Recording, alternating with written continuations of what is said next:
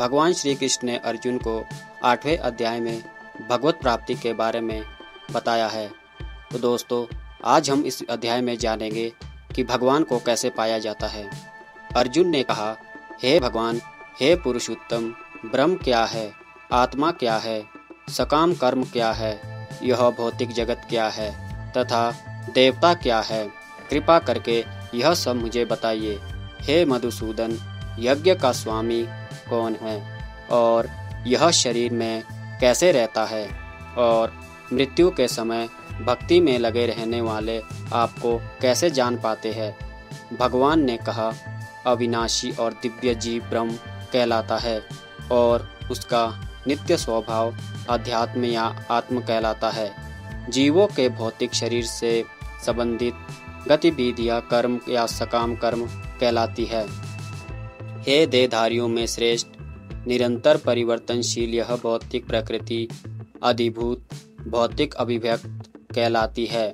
भगवान का विराट रूप, जिसमें सूर्य तथा चंद्र जैसे समस्त देवता सम्मिलित है, अधिदेव कहलाते हैं तथा प्रत्येक देहधारी के हृदय में परमात्मा स्वरूप स्थित में परमेश्वर अधियज्ञ कहलाता हूँ।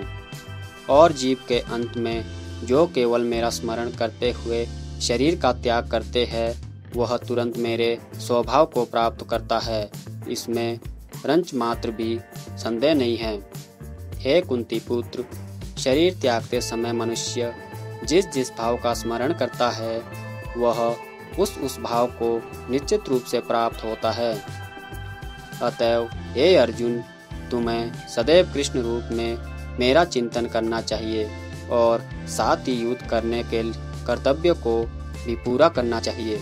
अपने कर्मों को मुझे समर्पित करके तथा अपने मन एवं बुद्धि को मुझ में स्थिर करके तुम निश्चित रूप से मुझे प्राप्त कर सकोगे। जो व्यक्ति मेरा स्मरण करने में अपना मन निरंतर लगाए रखकर अविचलित भाव से भगवान के रूप में मेरा ध्यान करता है, वह मुझको अवश्य ही प्राप्त होता है। मनुष्य को चाहिए कि परम पुरुष का ध्यान सर्वज्ञ, पुरातन, नियंता, लघुतम से भी लघुतर, प्रत्येक का पालन करता, समस्त भौतिक बुद्धि से परे, अचित्य तथा नित्य पुरुष के रूप में करे। वे सूर्य की भांति तेजवान है और इस भौतिक प्रकृति से परे दिव्य रूप है। मृत्यु के समय जो व्यक्ति अपने प्राण को बाहों के मध्य स्थिर कर लेता है और योग शक्ति के द्वारा अविचलित मन से पूर्ण भक्ति के साथ परमेश्वर के स्मरण में अपने को लगाता है, वह निश्चित रूप से भगवान को प्राप्त होता है। जो ओमकार का उच्चारण करते हैं और जो संन्यास आश्रम के बड़े बड़े मुनि हैं, वे ब्रह्म में प्रवेश करते हैं।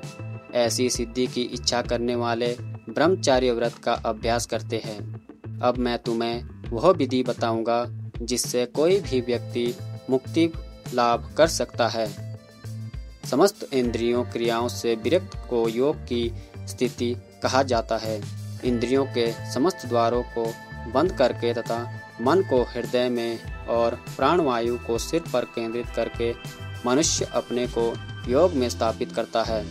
इस योगाभ्यास में स्थित होकर तथा अक्षरों के परम संयोग यानी ओमकार का उच्चारण करते हुए यदि कोई भगवान का चिंतन करता है और अपने शरीर का त्याग करता है, तो वह निश्चित रूप से आध्यात्मिक लोकों को जाता है। हे अर्जुन, जो अनन्य भाव से निरंतर मेरा स्मरण करता है, उसके लिए मैं सुलभ हूँ, क्योंकि वह मेरी भक्ति में प्रवृत्त रहता है। मुझे प्राप्त करके महापुरुष जो भक्ति भागी, जो भक्ति योगी है, कभी भी दुखों से पूर्ण इस अनित्य जगत में नहीं लौटते, क्योंकि उन्हें परम सिद्धि प्राप्त हो चुकी है। इस जगत में सर्वोच्च लोक से लेकर निमंत्रण सारे लोक दुखों के घर है, जहाँ जन्म तथा मरण का चक्कर लगा रहता है। किंतु हे कुंती पुत्र, जो मेरे धाम को प्राप्त कर लेता है, वह फिर कभी जन्म नहीं लेता। मानवीय गणना के अनुसार 1000 युग मिलकर ब्रह्मा का एक दिन बनता है और इतनी ही बड़ी ब्रह्मा की रात्रि भी होती है। ब्रह्मा के दिन के शुभारंभ में सारे जीव व्यक्त अव्यक्त से होते हैं और फिर जब रात्रि आती है तब वे पुनः अव्यक्त में विलीन हो जाते हैं। जब जब ब्रह्मा का दिन आता है तो सारे जीव प्रकट होते हैं और ब्रह्मा की रात्रि होते ही वे असहायवत विलीन हो जाते हैं। इसके अतिरिक्त एक अन्य अव्यक्त प्रकृति है जो शाश्वत है और इस अव्यक्त तथा अव्यक्त पदार्थ से परे है। यह पराश्रेष्ठ और कभी नाश न होने वाली है। जब इस संसार का सब कुछ लय हो जाता है तब भी उसका नाश नहीं होता, जिसे वेदांती अप्रकट तथा अविनाशी बताते हैं, जो परम गंतव्य है, जिसे प्राप्त कर लेने पर कोई वापस नहीं आता, वही मेरा परम धाम है।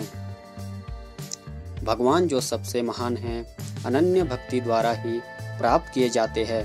यद्यपि वह अपने धाम में विराजमान रहते हैं तो भी वे सर्वव्यापी है और उनमें सब कुछ स्थित है। हे भरत श्रेष्ठ, अब मैं तुम्हें उन विभिन्न कालों को बताऊंगा जिनमें इस संसार से प्राणायाम करने के बाद योगी पुनः आता है अथवा नहीं आता।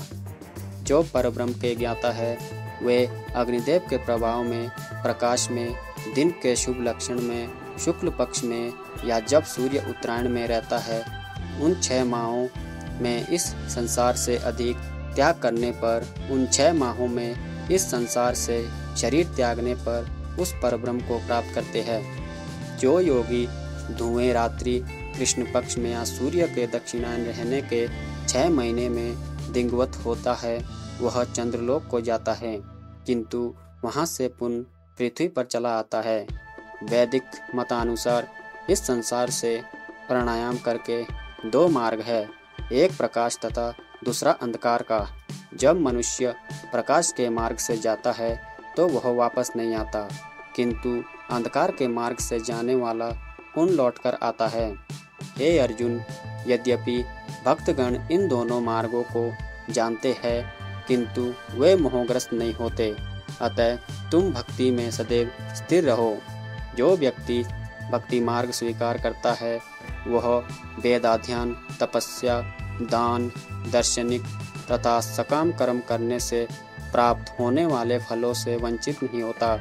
वह मात्र भक्ति संपन्न करके इस समस्त फलों को प्राप्त करता है और अंत में परम नित्य धाम को प्राप्त होता है। तो यहाँ पर भगवत प्राप्ति की बात बताई भगवान ने।